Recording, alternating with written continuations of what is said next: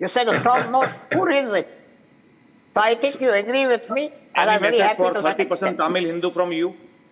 There are 30% Tamil Hindu, strong Tamil Hindu in Canada. Whatever They it are is, also the suffering government still. of India should act. We respect you. You're a brave person. The government of India has not acted enough. Please tell me. They could have done more. Would the Chinese government allow this to happen? I don't think so.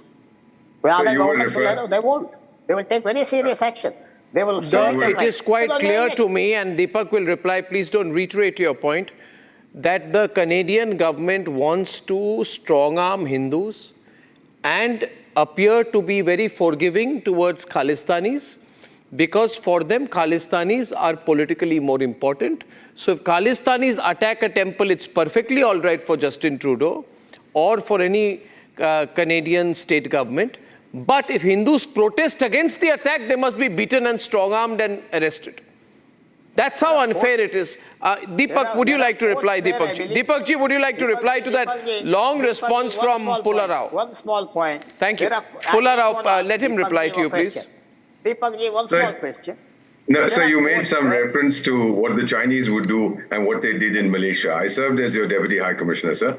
I think you've confused Malaysia and Singapore. There were attacks on the Chinese community in Singapore, and then the Federation of Malaysia expelled. Let me complete what I'm saying, sir. I've served in that country, sir. And then Singapore was expelled from the Malay Federation and became an independent country. Now that is the reality of what happened. There's been no violence against the Chinese in Malaysia, sir. There was a civil war going on in Indonesia that was also sorted out. There hasn't been targeted violence against the Chinese.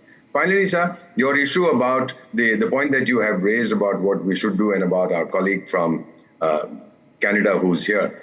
I find that Robert Merton's law of unintended consequences has really kicked in. The Indian community across the globe is now very concerned and aware of what is going on. Thanks to channels like Republic, thanks to the social media. And I think this coming together is something that is very, very welcome, because more and more, there are a number of Indian people in very strong positions in Latin America, in Africa, and so on. They might just pressure their governments to put sanctions on Canada as a state sponsor of terrorism. If that happens, I wonder where Justin Trudeau will hide. And sir, I'm not saying that this is something a million years away. This could happen very, very quickly if this guy doesn't behave. And I also want to say here that I condemn Indian channels who are saying this is Hindus versus Sikhs.